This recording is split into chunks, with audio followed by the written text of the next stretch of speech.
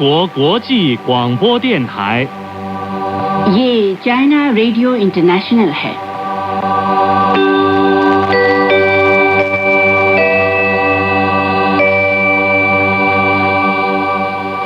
नमस्कार, ये China radio international है।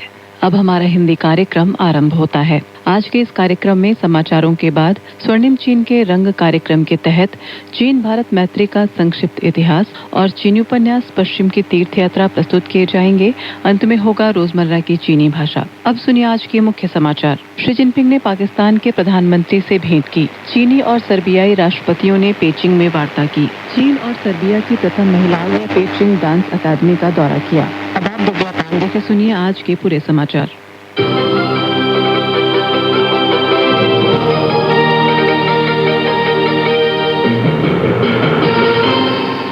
25 मई की दोपहर के बाद चीनी राष्ट्रपति शी जिनपिंग ने पेचिंग में यात्रा पर आए पाकिस्तान के प्रधानमंत्री शहबाज शरीफ से मुलाकात की। शी जिनपिंग ने कहा कि चीन पाकिस्तान राजनयिक संबंध की स्थापना के 75 वर्षों में दोनों देश एक दूसरे पर विश्वास और समर्थन करते हैं, जिससे प्रगाढ़ परंपरागत मित्रता बनी हुई है। दोनों पक्षों के पारस्परिक रणनीतिक विश्वास और व्यावहारिक सहयोग ने प्रभावी ढंग से अपने अपने देश के विकास को बढ़ावा दिया है।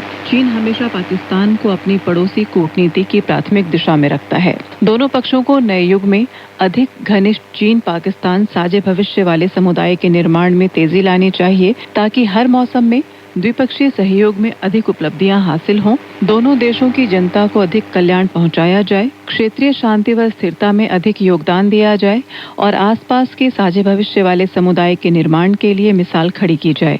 शी ने बल दिया कि चीन पाकिस्तान द्वारा स्वतंत्रता, प्रभुसत्ता और प्रादेशिक अखंडता का डटकर समर्थन करता है। दोनों पक्षों को चीन पाकिस्तान साझे भविष्य वाले समुदाय के निर्माण की कार्रवाई योजना आगे बढ़ाते हुए और कृषि, व्यवसाय, एआई तथा प्रतिभा प्रशिक्षण समेत चौतरफा सहयोग गहराना चाहिए।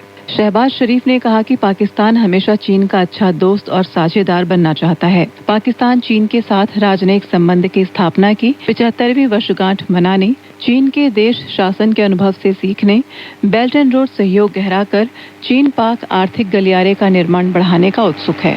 चीनी राष्ट्रपति शी जिनपिंग और सर्बियाई राष्ट्रपति अलेक्जेंडर वुसिक ने सोमवार को चीन की राजधानी पेचिंग में वार्ता की, जिसमें दोनों देशों के बीच अटूट मित्रता की सराहना की गई और परिवहन, उभरते क्षेत्रों से लेकर लोगों से लोगों के बीच आदान प्रदान तक विभिन्न क्षेत्रों में सहयोग बढ़ाने का संकल्प लिया गया। इस दौरान शी जिनपिंग ने कहा कि वर्ष 2024 में सर्बिया की उनकी राजकीय यात्रा के बाद से दोनों पक्षों ने नए युग में साझा भविष्य वाले चीन सर्बिया समुदाय के निर्माण में एक नया अध्याय शुरू किया है, जिससे दोनों देशों के लोगों को लाभ हुआ है और राष्ट्र राष्ट्र संबंधों का एक आदर्श स्थापित हुआ है। शी जिनपिंग ने इस बात पर जोर दिया कि चीन और सर्बिया के बीच अटूट मित्रता अद्वितीय है, जो गहन ऐतिहासिक तर्क और मजबूत व्यावहारिक आधार पर टिकी है। उन्होंने कहा कि दोनों पक्षों को आदान प्रदान को मजबूत करते हुए आपसी विश्वास को सुदृढ़ करना चाहिए, सहयोग को गहरा करते हुए एक दूसरे का समर्थन करना चाहिए,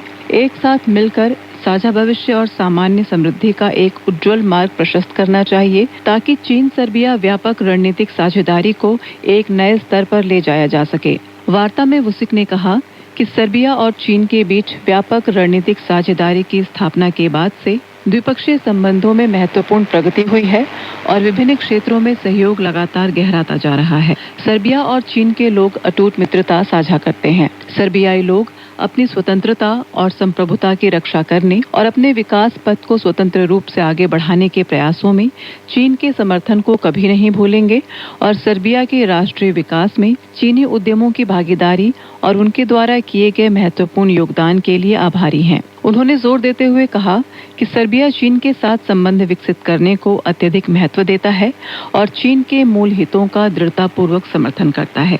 सर्बिया बेल्ट एंड रोड पहल के संयुक्त निर्माण में उच्च स्तरीय सहयोग को गहरा करने, प्रमुख परियोजनाओं के निर्माण को गति देने, लोगों से लोगों के बीच आदान प्रदान को मजबूत करने और द्विपक्षीय संबंधों में अधिक ठोस परिणाम प्राप्त करने के लिए चीन के साथ मिलकर काम करने के लिए तत्पर है। 25 मई सोमवार को चीन की राजधानी पेचिंग में चीनी राष्ट्रपति शी जिनपिंग ने सर्बियाई राष्ट्रपति अलेक्जेंडर वुसिक को चीन के मैत्री पदक से सम्मानित किया। समारोह में शी जिनपिंग ने कहा कि राष्ट्रपति वुसिक चीन सर्बिया की मैत्री के प्रति लंबे समय से प्रतिबद्ध रहे हैं और उन्होंने द्विपक्षीय संबंधों के विकास को बढ़ावा देने में महत्वपूर्ण भूमिका निभाई है। वे चीन सर्बिया की व्यापक रणनीतिक साझेदारी के सक्रिय निर्माता और प्रबल समर्थक हैं। चीन के मूल हितों और प्रमुख चिंताओं से जुड़े मुद्दों पर राष्ट्रपति वुसिक ने लगातार चीन को दृढ़ और स्पष्ट समर्थन दिया है, जिससे उन्हें अधिकांश चीनी जनता का सम्मान प्राप्त हुआ है। चीनी राष्ट्रपति शी जिनपिंग की पत्नी फंग लियुआन ने सोमवार दोपहर सर्बिया के राष्ट्रपति अलेक्जेंडर वुसिक के साथ राजकीय यात्रा पर आई प्रथम महिला तमारा वुसिक के साथ पेचिंग डांस अकादमी का दौरा किया। फंग लियुआन और तमारा वुसिक ने अकादमी के नृत्य संग्रहालय का दौरा किया, जहां उन्होंने चीनी नृत्य कला के विकास के इतिहास के बारे में जानकारी प्राप्त की। इसके बाद उन्होंने शैक्षिक क्षेत्र में चीनी शास्त्रीय नृत्य और बैले की कक्षाओं को रुचिपूर्वक देखा। दोनों प्रथम महिलाओं ने छात्रों द्वारा प्रस्तुत नाट्य प्रदर्शन का भी आनंद लिया और शिक्षकों तथा छात्रों के साथ सौहार्दपूर्ण बातचीत की। इस दौरान पूरा वातावरण बेहद जीवंत और मैत्रीपूर्ण रहा। चीनी विदेश मंत्रालय की प्रवक्ता माओ निंग ने 26 मई को पाकिस्तान के प्रधानमंत्री शहबाज शरीफ की चीन यात्रा पर संबंधित सवाल के जवाब में बताया कि ये दोनों देशों के राजनयिक संबंध की स्थापना की 75वीं वर्षगांठ के उपलक्ष्य में एक महत्वपूर्ण उच्च स्तरीय आवाजाही है, जिसने चीन पाक विशेष मैत्रीपूर्ण संबंध की मजबूती और उन्नति की है। माओ निंग ने बताया कि इस यात्रा के 3 बड़े चमकदार बिंदु हैं। पहला, राष्ट्राध्यक्षों की कूटनीति के मार्गदर्शन ने रणनीतिक चीन पाक संबंध उजागर किया है। दूसरा, व्यावहारिक सहयोग ने पारस्परिक लाभ वाले चीन पाक संबंध को दर्शाया है। तीसरा, अंतर्राष्ट्रीय मुद्दों पर पारस्परिक समन्वय ने चीन पाक संबंध की नेतृत्वकारी शक्ति दिखाई है। चीनी विदेश मंत्रालय की प्रवक्ता माओ निंग ने 26 मई को पेचिंग में नियमित प्रेस वार्ता में बताया कि क्वाड तंत्र पर चीन ने अनेक बार अपना रुख स्पष्ट किया है। हमारे विचार में विभिन्न देशों के सहयोग को क्षेत्रीय शांति, स्थिरता और समृद्धि बढ़ाने के अनुकूल होना चाहिए और तीसरे पक्ष के खिलाफ नहीं होना चाहिए। ध्यान रहे, प्रेस वार्ता में एक संवाददाता ने पूछा कि अमेरिका, जापान, भारत और ऑस्ट्रेलिया ने 26 मई को हिंद महासागर और प्रशांत महासागर क्षेत्र के प्रति समुद्री निगरानी योजना लागू की। इस पर चीन की क्या प्रतिक्रिया है? इस सवाल के जवाब में माओ निंग ने ये बात कही।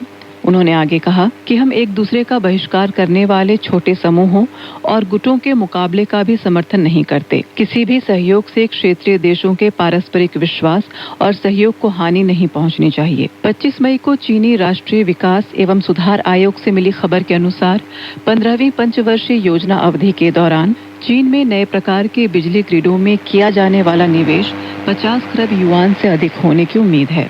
ऊर्जा सुरक्षा सुनिश्चित करने और हरित विकास को बढ़ावा देने के लिए नए प्रकार के बिजली ग्रिडों का निर्माण अत्यंत महत्वपूर्ण है। वर्तमान में चीन ने एक विशाल, सुरक्षित और तकनीकी रूप से उन्नत राष्ट्रीय विद्युत ग्रिड का निर्माण किया है, जो प्रभावी रूप से देश की 10 ट्रिलियन किलोवाट घंटे से अधिक की वार्षिक बिजली खपत की गारंटी देता है। हाल ही में Sri Lanka, Vietnam, Philippines, Rwanda, Sudan और अन्य देशों में चाइनीज ब्रिज चीनी भाषा प्रतियोगिता आयोजित की गई, जिसमें चीनी भाषा संचार और मित्रता के बंधन के रूप में उभरी। 24 मई को कोलंबो में 19वीं चाइनीज ब्रिज विश्व माध्यमिक विद्यालय चीनी भाषा दक्षता प्रतियोगिता के श्रीलंका प्रतियोगिता क्षेत्र का फाइनल आयोजित किया गया। इस वर्ष श्रीलंका में आयोजित प्रतियोगिता में देश भर से 157 प्रतिभागियों ने भाग लिया, जो प्रतियोगिता की शुरुआत से अब तक की सबसे बड़ी संख्या है। गैले सदर्न सेकेंडरी स्कूल की डेफने रुवन्या कलानसुरिया ने चैंपियनशिप जीती और चीन में आयोजित प्रतियोगिता में भाग लेने के लिए पात्रता प्राप्त की। 25 मई को फॉक्स न्यूज की एक रिपोर्ट के अनुसार एक वरिष्ठ अमेरिकी सैन्य अधिकारी के हवाले से बताया गया कि उस दिन होर्मुज जलडमरू मध्य में 2 ईरानी जहाजों को बारूदी सुरंग बिछाने का प्रयास करते हुए पाया गया था। अमेरिकी सेना ने उन पर हमला कर उन्हें नष्ट कर दिया और बंदरगाह अब्बास में ईरान के एक वायु रक्षा मिसाइल प्रक्षेपण स्थल पर भी हमला किया। ईरान ने अभी तक इस घटना पर कोई प्रतिक्रिया नहीं दी है। अमेरिकी अधिकारी ने बताया कि अमेरिकी हमले अब अस्थायी रूप से समाप्त हो गए हैं और ये हमले आक्रामक नहीं बल्कि रक्षात्मक थे और इनका उद्देश्य युद्ध विराम भंग करना नहीं था।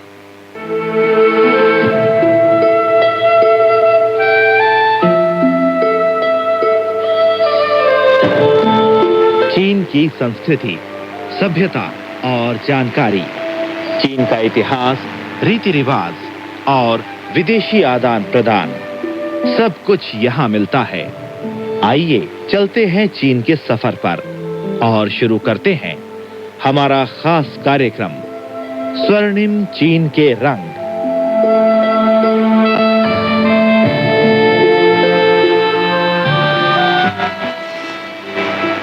नमस्कार श्रोता मित्रों, CRI की हिंदी सेवा के स्वर्णिम चीन के रंग कार्यक्रम में आप सभी का स्वागत है।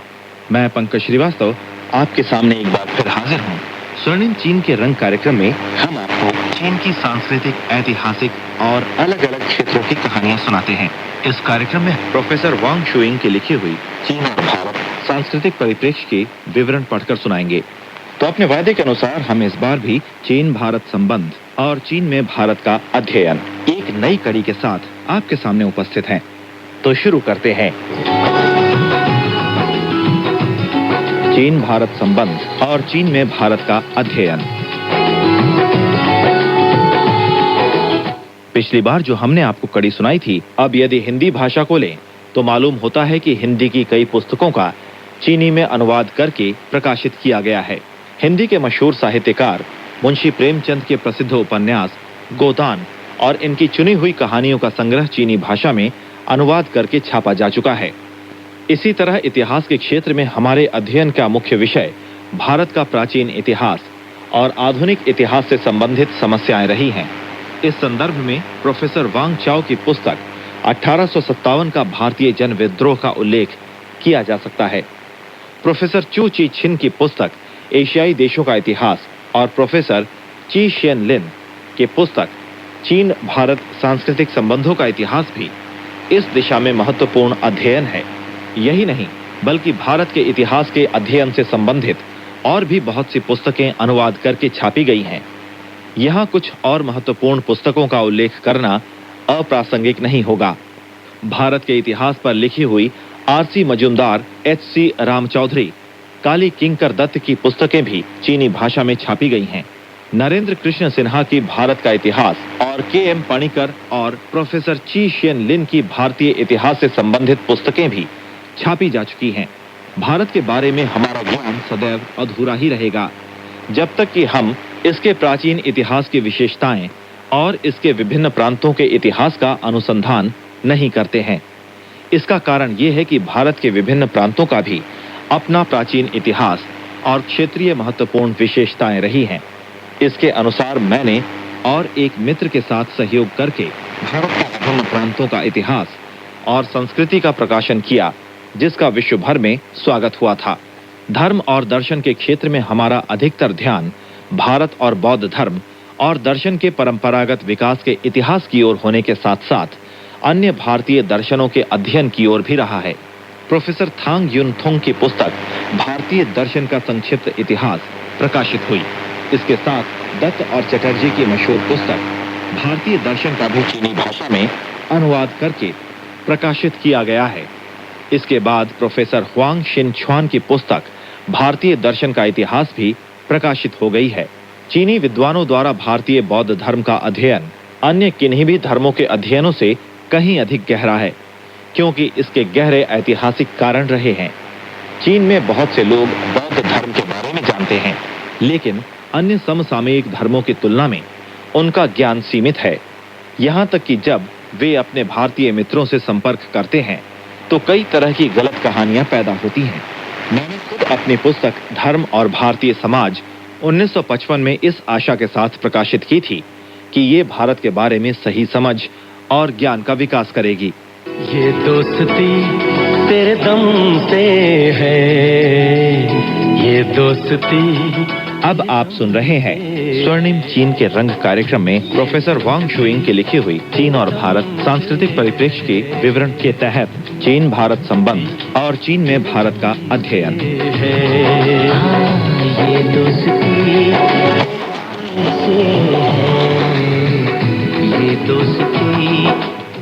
एक बार अध्यक्ष माओ त्से तुंग ने कहा था कि चीन के लोगों को विश्व की सभी प्रगतिशील संस्कृतियों का, खासतौर से जो नव लोकतांत्रिक हैं, अध्ययन करना चाहिए।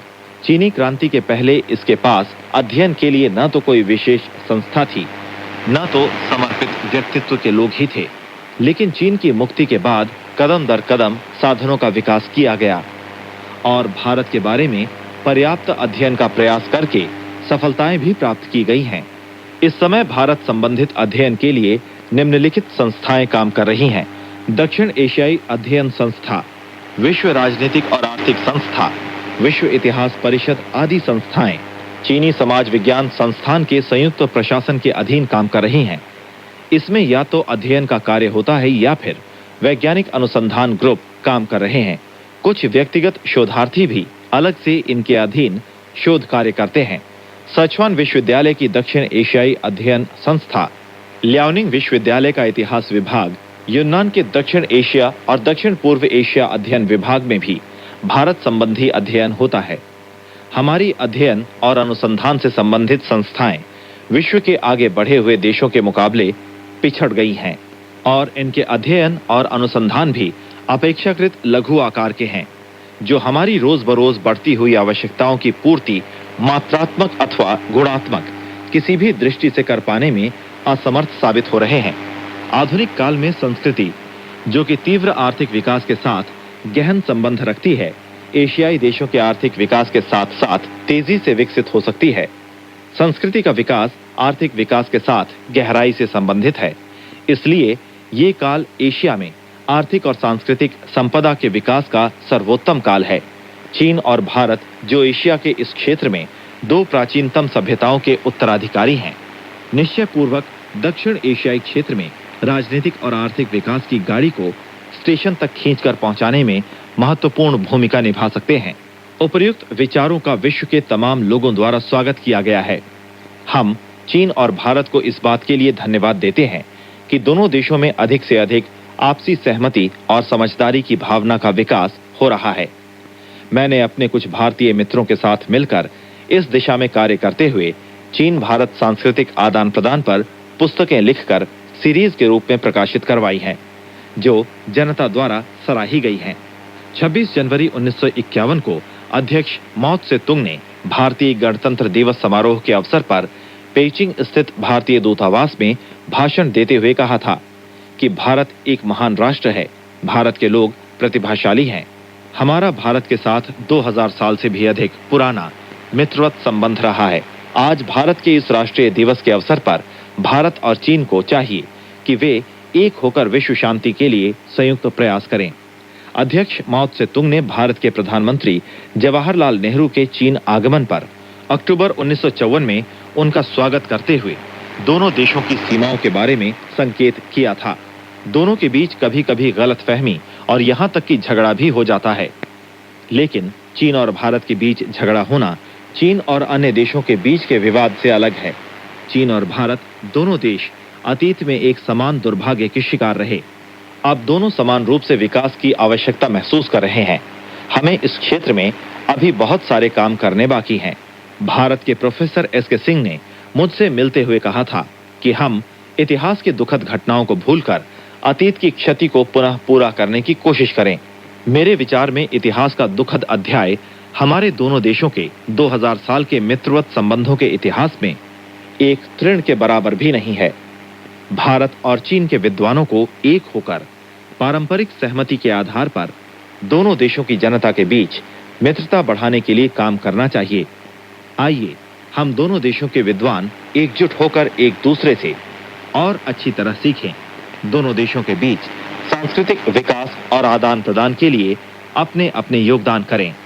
अंत में मेरी शुभकामना है कि चीनी जनता और भारतीय जनता के बीच की दोस्ती हिमालय पर्वत की तरह ज्यों की त्यों खड़ी रहे और पीली नदी और गंगा नदी की पवित्र जलधारा अविरल गति से प्रवाहित होती रहे। ये दोस्ती तेरे दम से है, ये दोस्ती तेरे दम से है, ये दोस्ती तेरे दम से है, ये दोस्ती।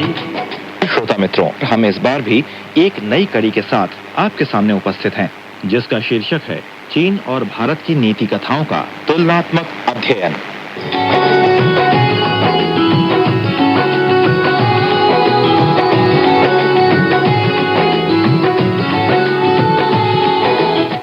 नीति कथाओं की उत्पत्ति मानव समाज के आकस्मिक काल में ही हो चुकी थी, जबकि उनका विकास और प्रहार मुख्यतः वर्ग समाज के अंतर्गत हुआ, फिर चाहे वो चीन की नीति कथा हो या भारत की। उपलब्ध सामग्री के अनुसार ईसा पूर्व 14वीं शती में ही चीन में नीति कथा के अंकुर फूट चुके थे। भारतीय नीति कथा का वर्णन ईसा पूर्व 10वीं सदी में लिखे गए ऋग्वेद में मिलता है, लेकिन भारत में लिखित इतिहास ज्यादा लंबा नहीं है। चीन का प्रभाव पड़ने के बाद ही भारत में लिखित इतिहास का कार्य प्रारंभ हुआ। इसलिए भारत और चीन दोनों देशों में किस देश की नीति कथा ज्यादा पुरानी है, ये कहना कठिन है। लेकिन ये जरूर कहा जा सकता है कि भारत की नीति कथा प्राचीन ग्रीस की नीति कथा से पुरानी है, क्योंकि ईसा पूर्व 6ठी शताब्दी में लिखित ईसा की नीति कथाएं में भारत की कई नीति कथाएं मिलती हैं। इससे यह साबित होता है कि भारत का प्रभाव उन पर काफी पहले ही पड़ चुका था। चीन और भारत दोनों देशों की नीति कथाएं प्रारंभ में लोक जीवन से निकल कर आई और दीर्घकाल तक जनसाधारण के बीच ही प्रचलित रहीं। संभवतः ये आम जनता की मौखिक रचनाएं थीं। लोग इन्हें पसंद करते थे, एक दूसरे को सुनते सुनाते थे, अतः इनमें कुछ घट-बढ़ होना आश्चर्य की बात नहीं है। विशेष रूप से भारत की नीति कथाओं को देखें तो पाएंगे कि प्रत्येक धर्म और संप्रदाय ने अपने धर्म का प्रचार प्रसार करने के लिए इन कथाओं के प्रति जनता की रुचि का लाभ उठाया और अपने हितों के लिए इनका उपयोग किया। इसलिए एक ही नीति कथा बौद्ध कथाओं, जैन कथाओं और कई अन्य ग्रंथों में एक साथ मिल सकती हैं। बौद्ध मतावलंबी इन्हें शाक्य मुनि के पूर्व जन्म की कथाएं मानते हैं। जैन धर्म के अनुयायी इन्हें महावीर के पूर्व जन्म की कथाएं मानते हैं और अन्य लोग अपनी अपनी मान्यता के अनुसार इनका संबंध विभिन्न व्यक्तियों से जोड़ते हैं। इस प्रकार मूल नीति कथा का विभाजन होने लगा। लेकिन चीन की स्थिति उतनी जटिल नहीं है, क्योंकि वहां भारत की तरह संप्रदायों की संख्या अधिक नहीं है। बहुत संभव है कि ईस्वी सन आरंभ होने से पहले की कुछ शताब्दियों का समय भारत और चीन की नीति कथाओं का स्वर्ण युग था और इसी काल में उनका उच्च विकास हुआ।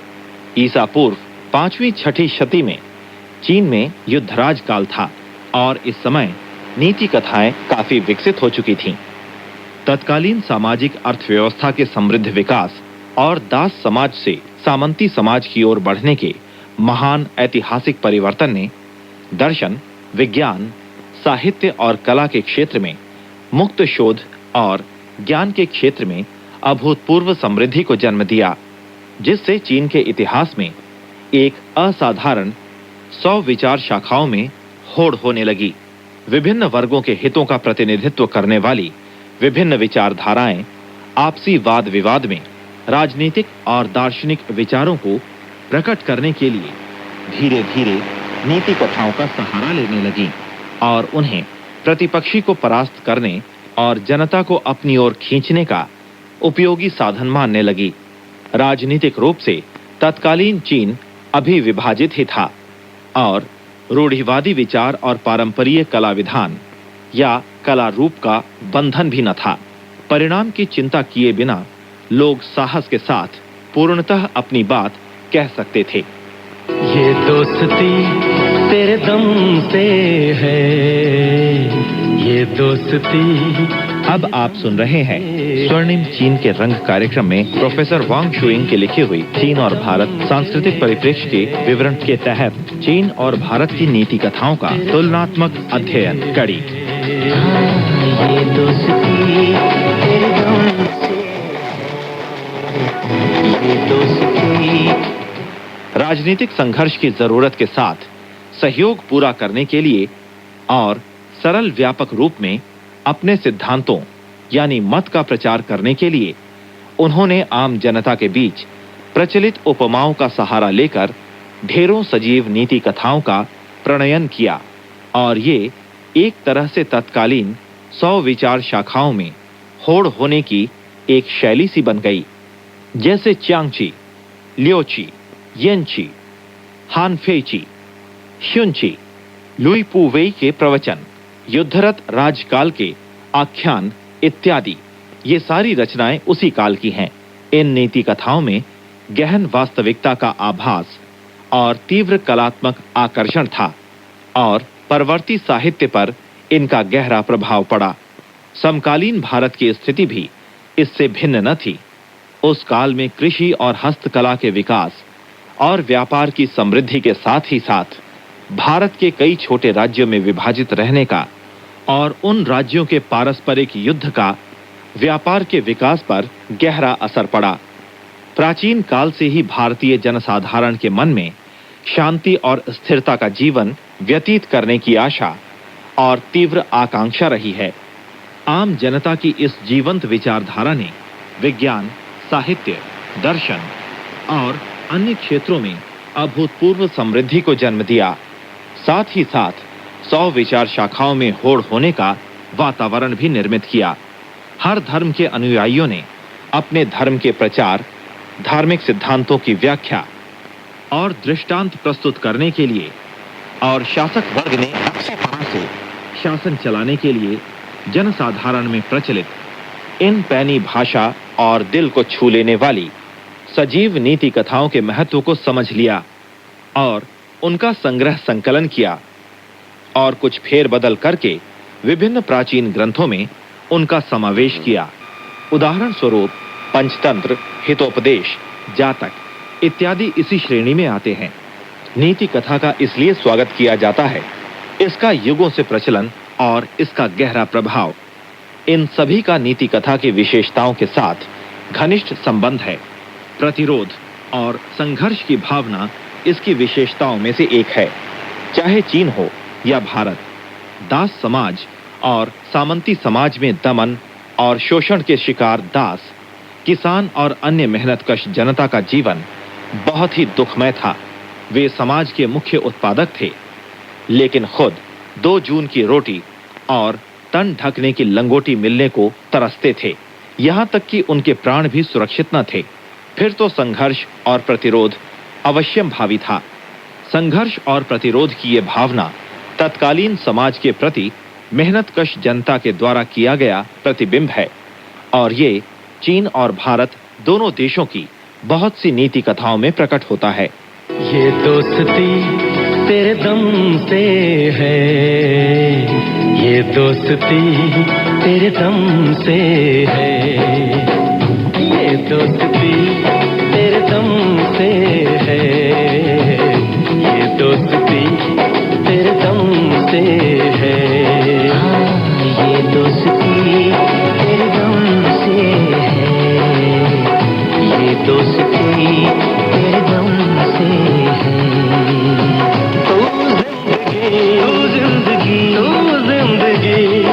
कसम से है, सारी खुशी तेरे दम से है, सारी खुशी तेरे दम से है, सारी खुशी तेरे दम से है, सारी खुशी। तो श्रोता मित्रों, ये था स्वर्णिम चीन के रंग कार्यक्रम में प्रोफेसर वांग शुइंग की लिखी हुई चीन और भारत सांस्कृतिक परिप्रेक्ष्य के विवरण के तहत चीन और भारत की नीति कथाओं का तुलनात्मक अध्ययन। आज ये कड़ी यहीं समाप्त होती है। अगली बार हम एक नई कड़ी के साथ एक बार फिर आपके सामने उपस्थित होंगे। तब तक के लिए अपने मित्र पंकज श्रीवास्तव को आज्ञा दें। नमस्कार।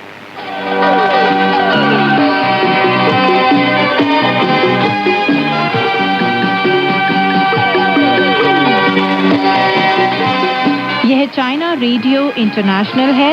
अब शुरू होता है पश्चिम की तीर्थ यात्रा महासागर का समय।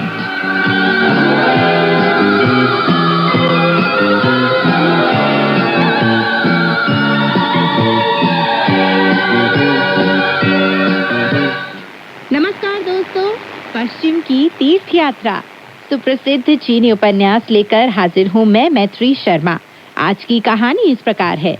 दोस्तों, अब तक आपने कहानी में सुना कि सान चांग वानर को फटकार लगाता है और कहता है कि चिकित्सक बनने का ढोंग ना करे। वानर सान चांग को समझाता है कि वह सब संभाल लेगा। चलिए दोस्तों, कहानी को आगे बढ़ाते हैं और सुनते हैं कहानी में आगे क्या हुआ। वानर खोजाओं के साथ राजा के अंतःपुर में जा पहुंचा और शाही शयन कक्ष के दरवाजे के बाहर खड़ा हो गया।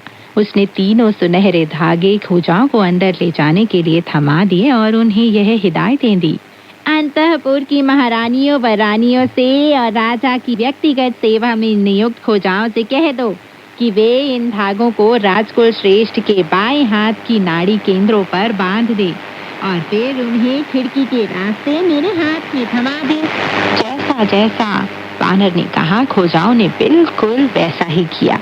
वानर ने इन 3 धागों के सिरे अपने हाथ में थाम लिए और अच्छे से परीक्षण किया। वे धागों को राजा की बाईं कलाई से निकालकर दाईं कलाई के उन्हीं नाड़ी केंद्रों पर बांधने लगे। तब वानर ने अपने बाएं हाथ की उंगलियों से धागों के जरिए राजा के दाएं हाथ की नाड़ी केंद्रों का एक एक करके परीक्षण किया। अच्छी तरह से परीक्षण करने के बाद वानर अंतःपुर से धीरे धीरे बाहर निकला। क्षण भर बाद ही वानर जब बाहर निकला तो थांग महाभिक्षु ने उससे पूछा कि उसका काम कैसा रहा। वानर बोला, मैंने राजा की नब्ज देखकर रोग निदान कर दिया है। अब मैं उसके लिए औषधि तैयार करने जा रहा हूँ। शाही औषधि संस्थान के एक चिकित्सक ने कहा, आपने बीमारी का तो पता लगा लिया है, लेकिन इलाज के लिए किन औषधियों का इस्तेमाल करेंगे? वानर बोला, नुस्खों की मदद लेने की जरूरत नहीं है, मैं सभी औषधियाँ चाहता हूँ। वानर ने सिंहासन महाकक्ष में लौटकर गुरुदेव से अनुरोध किया कि वे भी उसके साथ अतिथि निवास लौट जाएं और औषधि निर्माण की प्रक्रिया को देखें। सांचांग उसके साथ जाने के लिए उठने ही वाला था कि अंदर से राजा का आदेश आ गया। विधि विशारद महोदय अभी यहीं रुकें और रात को साहित्यिक महिमा महाकक्ष में आराम करें। अगले दिन सुबह औषधि का सेवन करने और रोग मुक्त होने के बाद नरेश उन्हें पुरस्कृत करेंगे, उनके पार पत्र का निरीक्षण करेंगे और उन्हें विदाई देंगे। अब क्या था, इतना सुनकर सांचांग तो डर के मारे कांप उठा। वह बोला, शिष्यवर, यह राजा मुझे यहाँ बंधक बनाकर रखना चाहता है। अगर वह रोग मुक्त हो गया तो हमें खुशी खुशी विदा कर देगा, और अगर उसका इलाज सही से नहीं हो पाया तो मेरी जिंदगी खत्म समझो। औषधि बनाते समय तुम पूरी सावधानी बरतना और मनोयोग पूर्वक काम करना। वानर ने मुस्कुराकर कहा, चिंता ना करें गुरुदेव, आप यहाँ आराम से रहें। आपका यह शिष्य एक अत्यंत कुशल चिकित्सक है। भव्य वानर सांचांग और सभी अधिकारियों से विदा लेकर सीधा अतिथि निवास जा पहुंचा, जहां शूकर ने मुस्कुराते हुए उसका स्वागत किया। वह बोला, भैया, मैं जानता हूँ तुम क्या करने जा रहे हो। वानर ने पूछा, क्या करने जा रहा हूँ? अगर हम लोग धर्म ग्रंथों को नहीं ला पाए तो तुम्हारे पास व्यापार शुरू करने के लिए कोई पूंजी नहीं रह जाएगी, और तुम जानते हो कि यह स्थान कितना समृद्ध है, इसलिए लगता है कि अब तुम अपनी औषधि की दुकान खोलने जा रहे हो। शूकर ने कहा। इस पर वानर चिल्लाया, अपनी बेहुदा बकवास बंद करो। जब राजा का इलाज हो जाएगा तो सफलता के बाद राज दरबार से विदाई लेकर अपनी यात्रा पर चल दूंगा। औषधि विक्रेता की दुकान खोलने का तो सवाल ही नहीं उठता। शूकर बोला, अगर ऐसी बात है तो तुम औषधि विक्रेता की दुकान नहीं खोल रहे हो तो केवल एक व्यक्ति के इलाज के लिए इतनी तरह की औषधि सामग्री क्यों मंगवा रहे हो? इसमें से तुम्हें आखिर कितनी सामग्री की जरूरत है? इतनी सारी दवाओं का सेवन करने में रोगी को न जाने कितने साल लगेंगे। वानर ने जवाब दिया, उससे इतनी दवाओं का सेवन नहीं करना पड़ेगा। अरे बुद्धू, शाही औषधि संस्थान के चिकित्सक महामूर्ख हैं।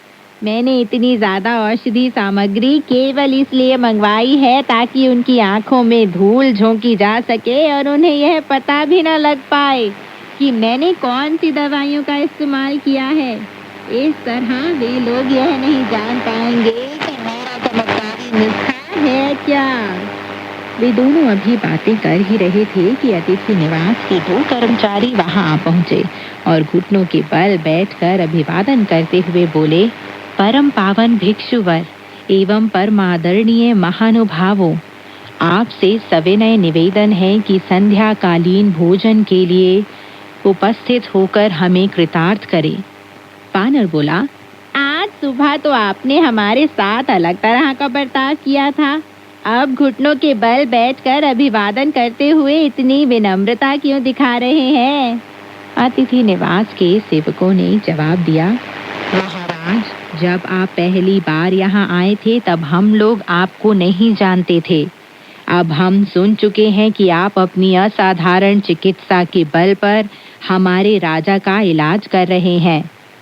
अगर राजकुल श्रेष्ठ ने दोबारा स्वास्थ्य लाभ हासिल कर लिया तो वे आपको अपना आधा राज्य दे देंगे और हम सब आपकी प्रजा बन जाएंगे। इसलिए यह उचित है कि हम आपके सामने घुटने टेक कर आपका अभिवादन करें और आपको अत्यंत विनम्रता पूर्वक भोजन के लिए बुलाएं।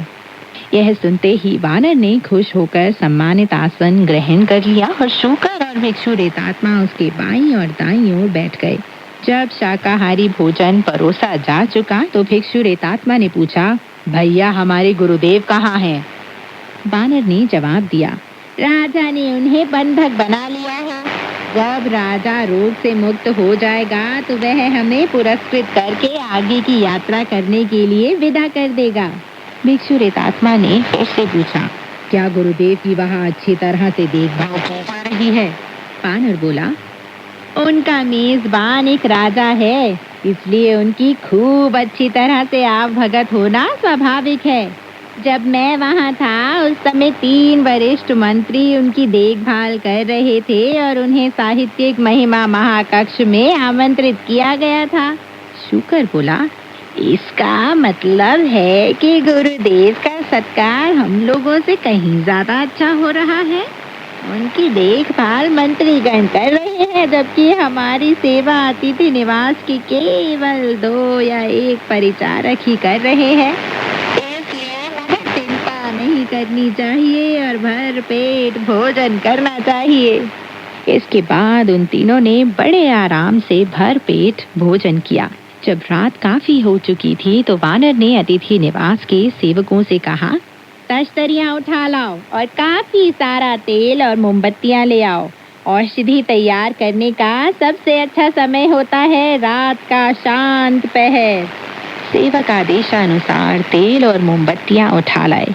जब वानर ने उन्हें जाने को कह दिया, आधी रात के शांत पहर में शूकर ने पूछा, भैया, क्या मैं जान सकता हूँ कि हम लोग कौन सी औषधि बनाने जा रहे हैं? चलो जल्दी काम शुरू करें, मुझे तो नींद आ रही है। वानर के आदेशों के मुताबिक शूकर और भिक्षु रेतात्मा औषधि बनाने में जुट गए। अब वे तीनों रात को जागकर औषधि बनाने के काम में पूरी तरह से व्यस्त हो गए। जब औषधि लगभग बनकर तैयार हो चुकी थी तब वे तीनों मुख्य महाकक्ष में लौट गए। उन्होंने उसकी 3 बड़ी-बड़ी गोलियां बना ली।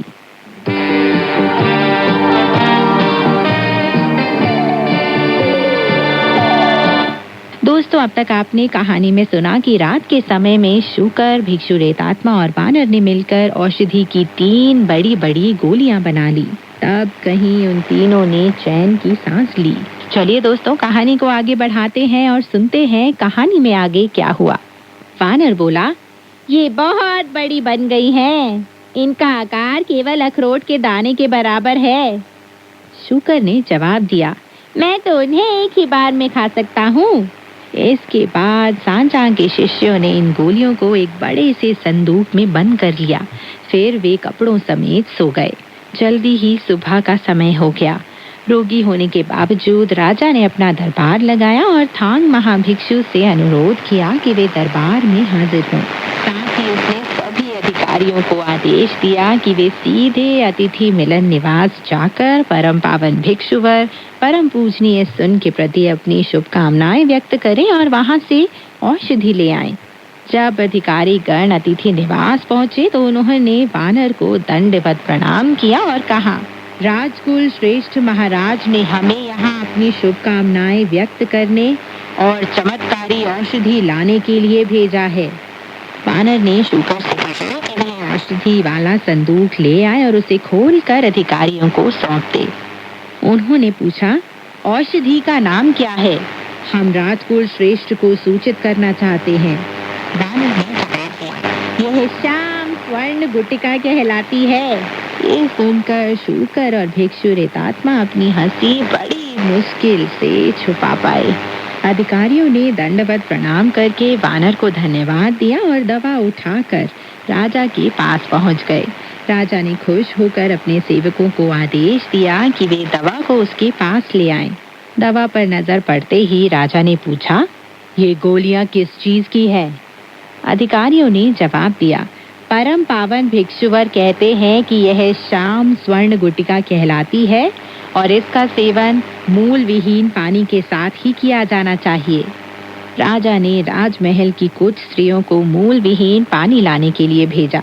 अधिकारियों ने कहा, परम पावन भिक्षुवर ने कहा है कि मूल विहीन पानी किसी कुएं या जल स्रोत से नहीं मिल सकता। यह पानी ऐसा होना चाहिए जो आसमान से गिरने के बाद अभी भूमि तक ना पहुंचा हो। तब राजा ने शाही अधिकारियों को आदेश दिया कि वे शाही ऐलान जारी करके वर्षा कराने वाले जादूगरों को आमंत्रित करें।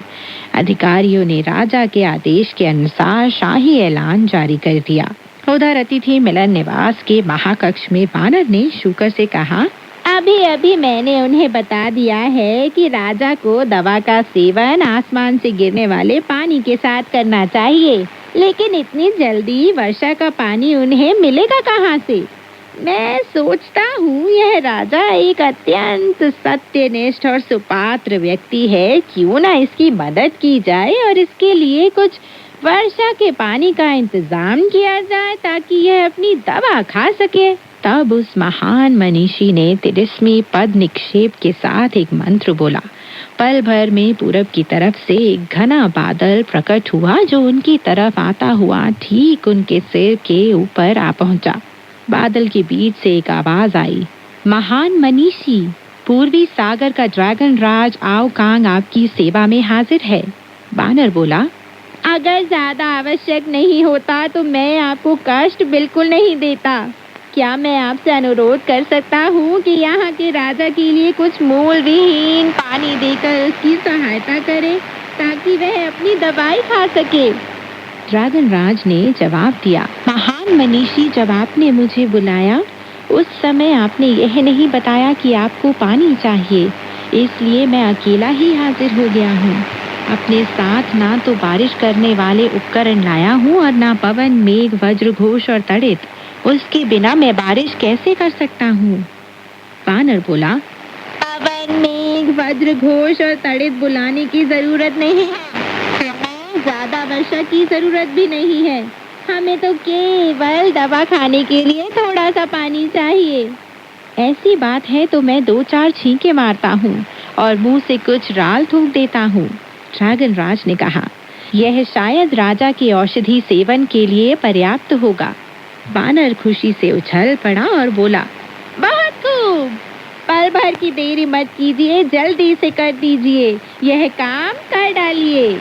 प्राचीन वयोवृद्ध ड्रैगन राज ने अपना मेघयान नीचे उतारा और उसे ठीक राजमहल के ऊपर ले गया, पर उसने अपने को पूरी तरह छिपा कर रखा।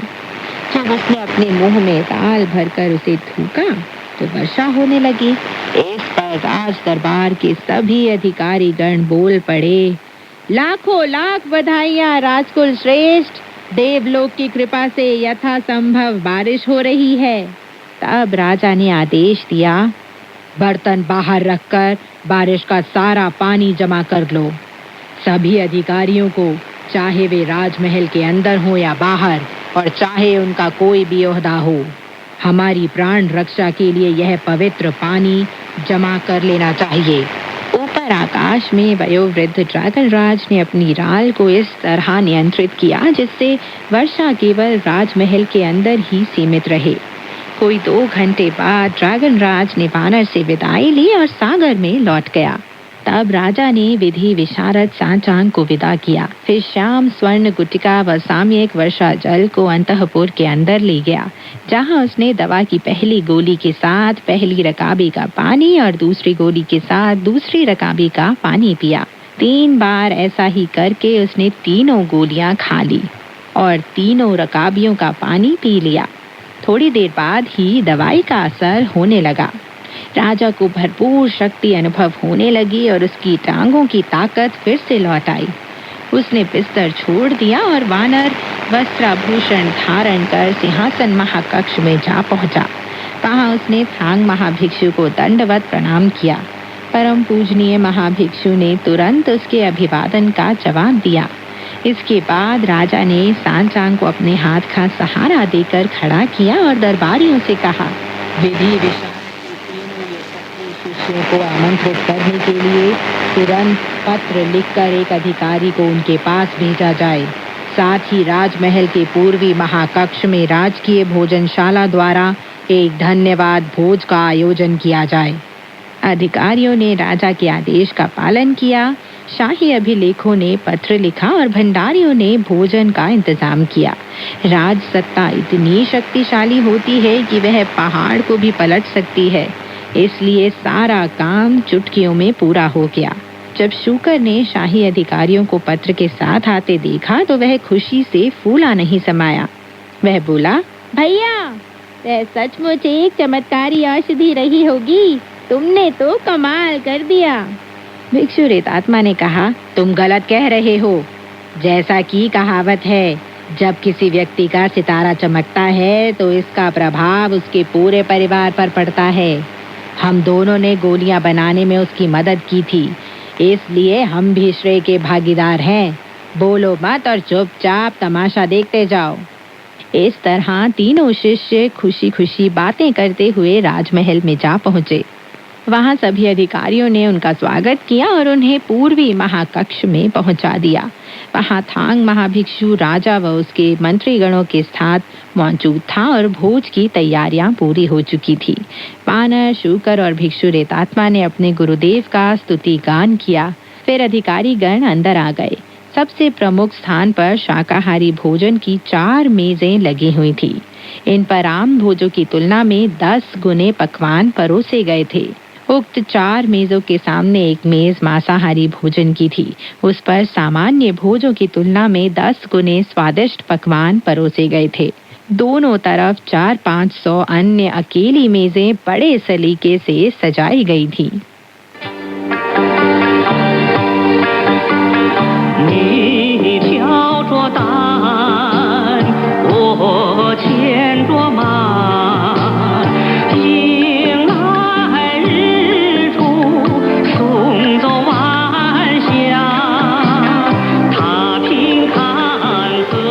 तुम्हारे कंधे पर है पोटली, मेरे हाथों में घोड़े की लगाम।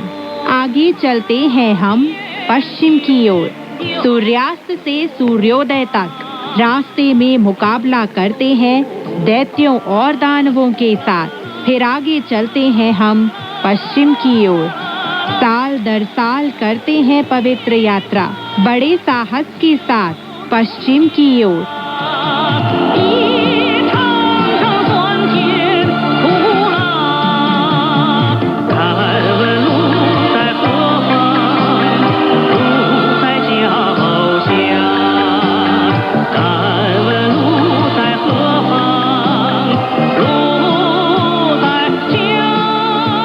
तो दोस्तों, आज की कहानी यहीं तक। आगे की कहानी लेकर मैं मैत्री शर्मा फिर हाजिर होंगी। तब तक के लिए नमस्कार, बाय बाय।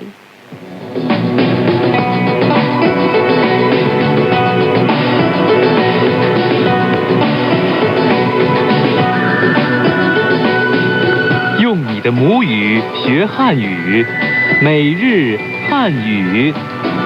मातृभाषा में चीनी सीखें, रोजमर्रा की चीनी भाषा। 用你的母语学汉语，每日汉语。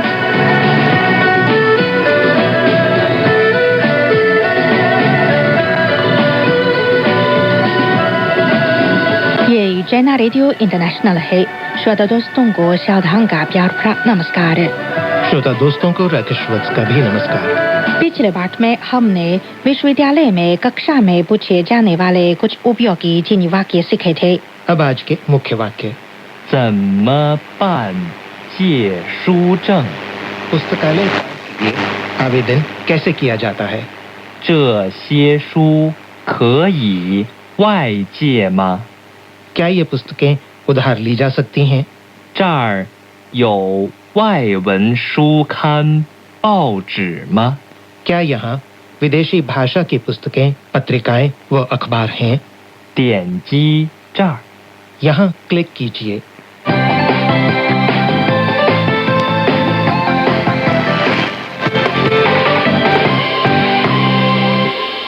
श्याओथांग जी, आपको पता है कि उस दिन हम पुस्तक की दुकान पर गए थे, लेकिन आज मैं पुस्तकें उधार लेने के लिए पुस्तकालय जाना चाहता हूँ। अच्छी बात है, हम सारी पुस्तकें खरीद तो नहीं सकते, इसलिए पुस्तकालय में जाकर पढ़ने के लिए पुस्तकें उधार लेना अच्छी बात है।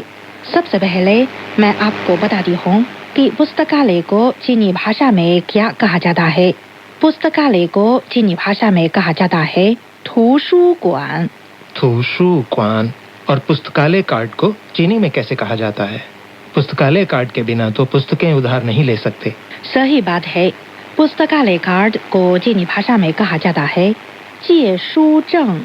借书证। 借书का मतलब है पुस्तक उधार लेना। 借书 证का मूल मतलब है प्रमाण, यह मतलब कार्ड से है। 证 借书证। 借书证। लेकिन मेरे पास पुस्तकालय कार्ड नहीं है, तो इसके लिए मैं कैसे आवेदन करूंगा? आप कह सकते हैं 怎么办借书证？ 怎么办借书证？ 怎么 का मतलब है कैसे। 怎么 办 का मतलब है आवेदन करना। 办 借书证 पुस्तकालय कार्ड। 借书证。 怎么办借书证？ 怎么办借书证？ पुस्तकालय कार्ड के लिए आवेदन कैसे किया जाता है? आइए सुने आज के पाठ की पहली बातचीत। 怎么办借书证？ 你需要准备一张1寸的照片以及10块钱的工本费。 अच्छा, अब मेरे पास पुस्तकालय कार्ड है, तो आप ये बताइए कि ये कैसे पूछें कि क्या ये पुस्तकें उधार ली जा सकती हैं? आप पूछ सकते हैं 这些书可以外借吗？ 这些书可以外借吗？ 这些书 ये पुस्तकें 这些书 可以 का अर्थ है सकना, 可以 外借 का अर्थ है उधार लेना। 外借。这些书可以外借吗？ 这些书可以外借吗？ क्या ये पुस्तकें उधार ली जा सकती हैं? आइए सुने आज के पाठ की दूसरी बातचीत। 这些书可以外借吗？ 不可以，这是图书馆的规定。 शाओथांग जी, और अगर हमें ये पूछना हो कि क्या यहाँ विदेशी भाषा की पुस्तकें, पत्रिकाएं व अखबार हैं, तो क्या हम चीनी में ऐसे कहेंगे 这有外文书刊报纸吗? क्या यहाँ विदेशी भाषा की पुस्तकें, पत्रिकाएं व अखबार हैं? बिल्कुल ठीक, हमें ये पुस्तकालय के किसी कर्मचारी से पूछना चाहिए 这儿有外文书刊报纸吗？ 这儿有外文书刊报纸吗? 这儿 का मतलब है यहाँ, यानी कि इस पुस्तकालय में। 这儿 有 का मतलब है होना। 有 外文 का अर्थ है विदेशी भाषा। 外文 书刊 का मतलब है पुस्तकें व पत्रिकाएं। 书刊 报纸 का मतलब है अखबार। 报纸这儿有外文书刊报纸吗？ 这儿有外文书刊报纸吗? क्या यहाँ विदेशी भाषा की पुस्तकें, पत्रिकाएं व अखबार हैं? आइए सुने आज के बाद की तीसरी बातचीत। 这儿有外文书刊报纸吗？ 当然有了，就在2楼阅览室。 शाओथांग जी, अब हम कीबोर्ड के पास बैठे हैं, पर मुझे पता नहीं है कि इलेक्ट्रॉनिक सूची कैसे ढूंढी जाए। आप यहाँ क्लिक कीजिए 点击这儿। शाओथांग जी, क्या आप फिर एक बार बोल सकती हैं? अवश्य 点击这儿 यहाँ क्लिक कीजिए। 点击这儿点击 का मतलब है क्लिक और 这儿 का मतलब है यहाँ। 点击这儿 यहाँ क्लिक कीजिए। तो आइए सुने आज के पाठ की चौथी बातचीत। 怎么进入目录查询？ 点击这儿。 अब हम आज की सारी बातचीत सुने। बातचीत 1। 怎么办借书证？ 你需要准备一张1寸的照片以及10块钱的工本费。 बातचीत 2। 这些书可以外借吗？不可以，这是图书馆的规定。 budget din 这儿有外文书刊报纸吗？当然有了，就在2楼阅览室。 budget jar 怎么进入目录查询？点击这儿。 ये थी आज की सारी बातचीत। आज का पाठ यहीं तक। अब शाओथंग और राकेशवत्स को आज्ञा दें, फिर मिलेंगे। नमस्कार। नमस्कार।